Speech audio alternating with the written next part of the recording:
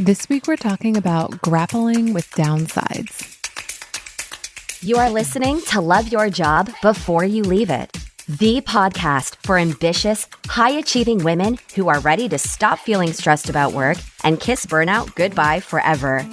Whether you're starting a business or staying in your day job, this show will give you the coaching and guidance you need to start loving your work today. Here's your host, career coach Corey Lynn. Hello, hello, hello. Happy Wednesday. How are you? I'm doing pretty well. This week, we're going to talk about grappling with downsides. And I think this is a really important topic because in life, we have all these decisions and we have all these options, and a lot of them have downsides. They have things that we don't want that come with the thing that we do want. And I think it can be really easy to get stuck in the downsides and to allow that to paralyze us and prevent us from making a decision. So this week I want to talk to you about how to grapple with the downsides and then still be able to make a decision. Another part of this topic that I think is really important is just realizing that, we talk about all the time, human brains have a negativity bias, and it's can be really easy for us to get stuck thinking about what's not working. And in this podcast episode, I sort of want to talk to you about how we can use that skill without getting stuck in that mindset, right? So the ability to think through all the potential negatives and pitfalls of a choice that you want to make before you make it is really magical. That's a really cool skill to have. But if anytime you think about making a choice, you get stuck in thinking about the pitfalls of every choice and then you don't make any choices, then I think that this skill, you're sort of using it against yourself or misusing it, right? So I think there are two main things that go wrong when it comes to thinking through downsides. And thing one is some people don't think through downsides at all. They just choose to be super positive. And listen, I love super positive, but sometimes not being willing to look at potential negative consequences really kind of bites you in the ass, right? So if you're weighing some different choices and you're only thinking about the potential upsides, I just think you're not giving yourself all the data about what could happen.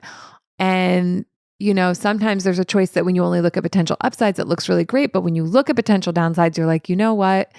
Maybe I'm not really willing to risk that potential downside, even if it's not 100% sure going to happen. Maybe I'm not even willing to risk it. Or it can just kind of give you a fuller picture of the choice you're making, right? But then the other side of that is I think that some of us are so trained to anticipate problems and to see what could go badly that we get stuck in that headspace, and then we sort of can't even come back around to okay, that's only part of the picture. So as an example, a few years ago, I moved from Seattle, Washington to Sacramento, California. And that kind of happened because COVID happened and we were in quarantine, and I wasn't able to go country dancing, which you may or may not know is one of my very favorite things to do in Seattle. And I used to go every Friday pretty much for years, but during, the quarantine, it got shut down, right? I couldn't see a lot of my friends because we were quarantining. I couldn't go to all the yummy restaurants and fun things in Seattle because, we were quarantining. And it was just living my life working from home and taking walks every day and getting rained on. And I just had this moment where I was I could live somewhere else. I could live somewhere sunny. I could go somewhere where it's not going to rain on me when I take all these walks. And so I was thinking through about the upsides, right? The upside would be I could be somewhere sunny, which now I am. So spoiler alert, that was a choice that I did decide to make. On the other hand, before we actually moved, I did consider the downsides too. The quarantine wasn't going to last forever. And so I knew that leaving Seattle meant leaving lots of stuff I loved. Here's another spoiler alert too. When you're thinking through a decision, you're doing it with all the information you have at the time. So you're thinking through the upsides and downsides that you know about. And there may be upsides and downsides that you don't know about, right? That's okay too. But what we are really focusing on in this podcast is just grappling with the downsides that you do know about and thinking through if I choose to move somewhere sunny, I also choose to leave behind this place that I lived for 10 years that I deeply loved, that had amazing friendships. I had amazing community, has amazing food. There's amazing nature and Seward Park was like right by my old house. And there were all these gorgeous trees and these ferns and the mountains. In Seattle, you have mountains, you have water. It's truly a spectacular place to live. And so choosing to leave was choosing to say goodbye to all of that. That was the downside, or the downsides I had to grapple with when I was like thinking through that decision. Now, of course, there were also upsides, which is why I chose to leave, was because I wanted to try something new and I wanted to live somewhere that it was going to be sunnier and drier. And I wanted, to try living somewhere else and like have this different experience. And so I ultimately did choose to do that. But it's so valuable that I did grapple with those downsides, because if I hadn't done that, I maybe would not have been prepared for, the experience of leaving things behind, right? And grappling with it ahead of time, like set me up to be able to navigate that and to be kind to myself when it was difficult, because, if I hadn't grappled with those, there might have been part of my brain that was like, oh, you didn't think this through and you like left behind all this cool stuff. And even if you didn't think it through, you don't have to ever say that to yourself, but it is really beautiful to be able to say to myself, okay, like I know it's painful and I know I really miss Seattle. And also like I did this on purpose and I did think this through and this is the decision I made and I made it for these reasons. And I'm always allowed to change my mind, but I made this decision for a reason, right? And it can be so helpful to see that and to like be honest with yourself that you made a decision for your own good with the information you had at the time. And you were just trying something. And that's all a decision ever is we're just trying something. And then we get some more data and then we decide if we want to keep making that decision or not.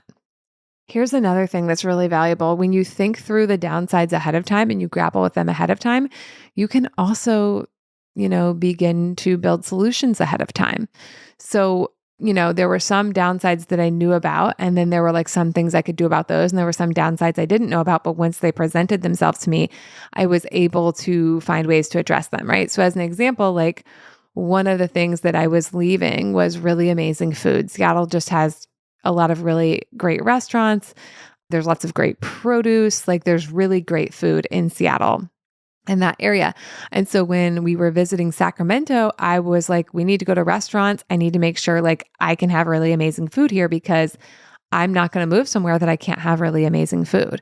And Sacramento is great because there are some really great restaurants here. And there's also lots of great produce available, like in the grocery stores. So that was a way in which grappling with that downside of like, okay, what are the risk factors of leaving Seattle? Then I was able to think through like, how do I make sure I either have that, a version of that, something else that's going to meet that same need in the next place that I live? And if we had come here and the restaurants hadn't been good or there hadn't been good produce, that might have been enough for me to be like, oh, I need to consider living somewhere else. So that was something I knew was really important to me. And that was like going to be a potential downside of leaving Seattle. And another one was like, oh, friendships, right? I have a decade's worth of friendships in Washington State and an amazing community dancing and all these things. And so I was like, okay, if I'm moving, like it would be great to move somewhere where I already know some people if possible. And if not, like then I need to figure out how to put myself out there and how to build relationships. And so Sacramento was great because I did already have a friend here. And I had another friend from Sacramento who has since moved back. So that's two friends, right?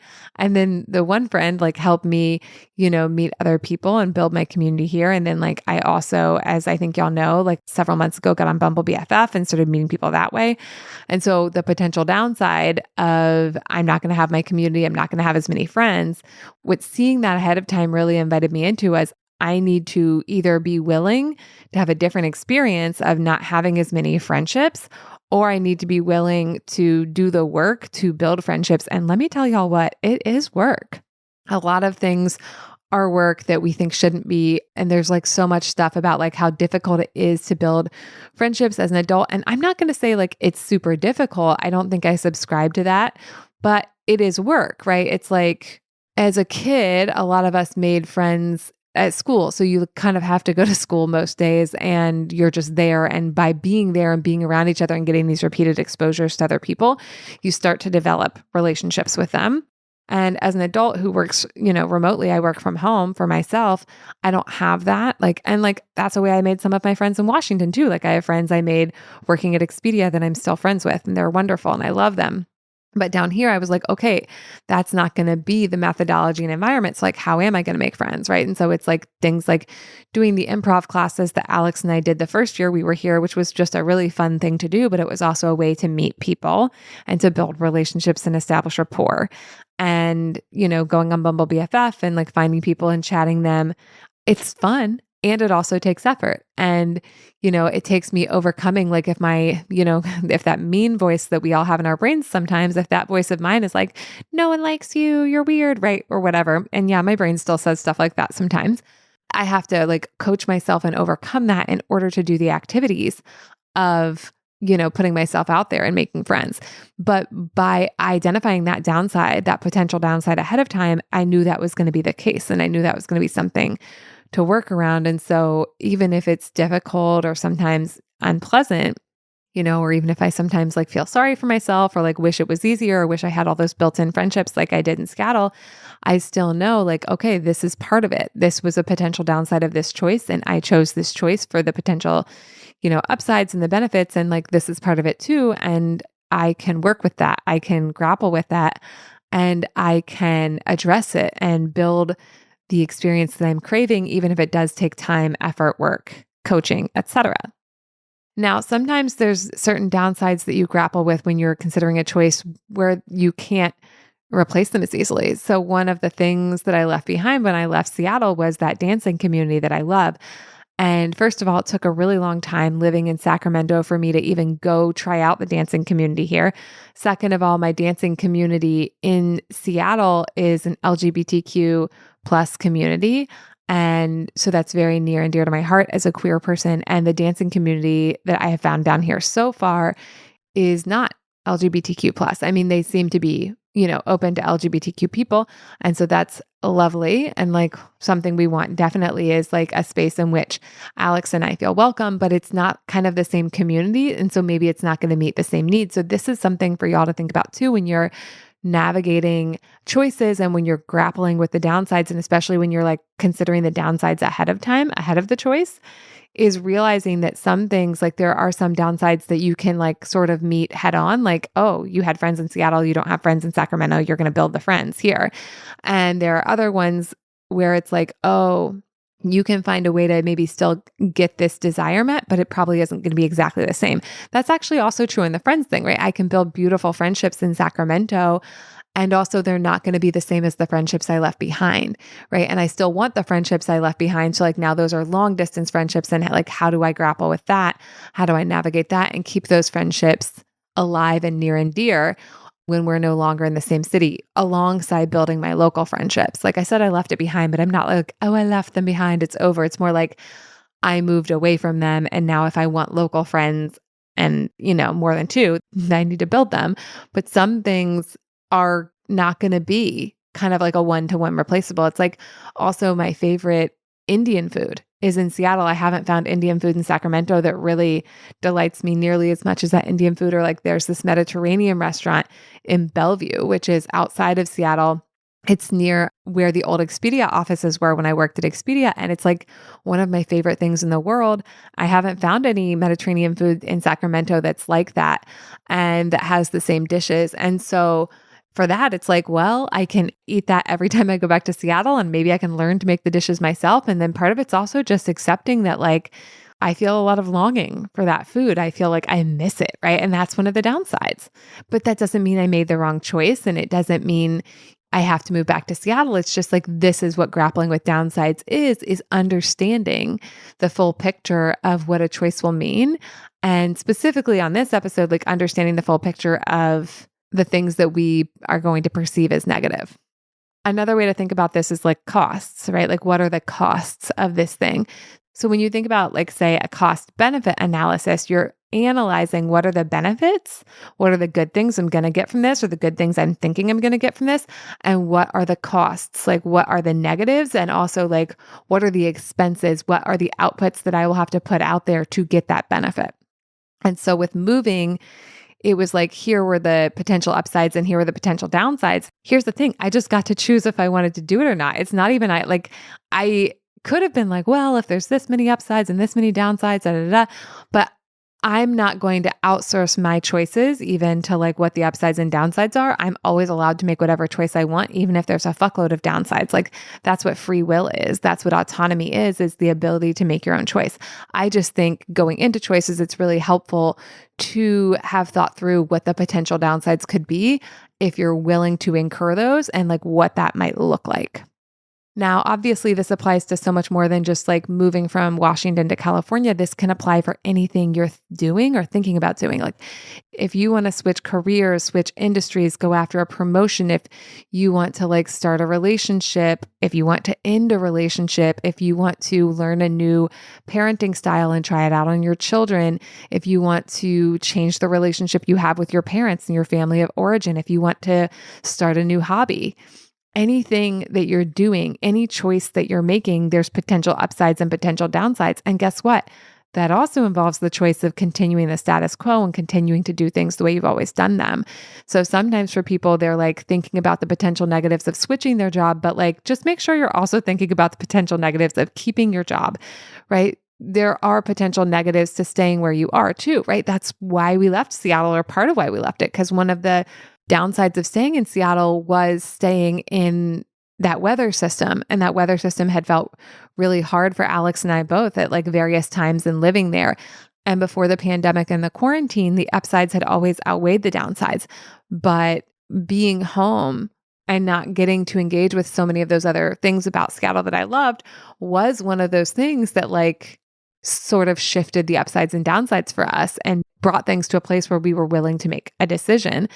And we were willing to make a new decision and decide to go somewhere else versus deciding to stay in the same decision and stay in the same status quo and keep doing what we're doing. So for you, I want you to take some time and like, if there's something that's been bothering you, or if there's an area of your life where you've been like thinking about making a change, but you're kind of like haven't committed to making the change, but haven't committed to not making the change, this is a great lens to consider is like, what are the downsides and what are the plans and things you would need to have in place to navigate those downsides if those downsides came to pass. And like I said, this is a podcast about downsides, but go ahead and think about the upsides too, because, you know, that's also part of a full picture when you're considering decisions and risks you may want to take. And then finally, like I said before at the beginning, don't get stuck in thinking about the downsides. Downsides are great information. It's just really good to know like the potential things that you can see ahead of time that could go wrong. It's okay if you don't see them all. You probably won't. It's usually impossible to see all the downsides until you do something. And then you're like, oh, didn't see this coming. This is also, you know, something to consider. But don't get stuck in that, right? Thinking through the downsides is part of how you just like prepare yourself for what that choice would actually be like. Don't get stuck there. Make a choice. You know, make a choice to either try the thing or not try the thing, but don't keep yourself in limbo of just like playing over the downsides over and over again, because that's really exhausting. And I think it's really disheartening and it wears a lot of us out. And it makes a lot of us, I think, feel like really trapped in our own lives when we, you know, maybe want to make a big decision, but we can't get past the downsides. And listen, you don't have to do this alone. If you are grappling with a choice that you're not sure what you want to do and you're not sure if you can navigate those downsides, you don't have to do that alone. I actually have space open right now for new one-on-one clients. So you can come work with me and we can tackle every single one of those decisions one by one. We can talk through the downsides together. We can figure out how to solve the downsides if you do want to go ahead and make the choice. And we can get you set up to have that wildly satisfying, wildly successful life and career so that you're not getting stuck just thinking about downsides and not moving forward for the rest of your life, because that would be such a waste, right? Like, and I never say things are a waste, but I do think it's a waste to spend our whole lives like daydreaming about a choice, but not making it because we're not sure how we would handle the negative parts of it. Negative parts of things are not, you know, my favorite parts, but they can be handled. Even the wildest downside can be navigated and you don't have to do it alone. Humans are social mammals, and a lot of times it feels much more comfortable to us to navigate things in community. And I can help you be that community. We can work together one-on-one and be a community of two, or you can come join the next cohort of SAF and be in that magical community, because let me tell you, I'm in the first half of 2023 cohort of SAF right now and watching them navigate stuff and use the community and learn from each other is a truly incredible thing. So whatever you're going through, whatever you're grappling with, you don't have to do it alone, and magical things are possible for you. And I would be so excited and honored to help you, make decisions about which magical things you want to go after and then go after them. All right, that's what I have for y'all this week. Have a lovely week, and I'll talk to you next time. Bye. Thank you for listening to Love Your Job Before You Leave It. We'll have another episode for you next week. And in the meantime, if you're feeling super fired up, head on over to CoreyLynn.com for more guidance and resources.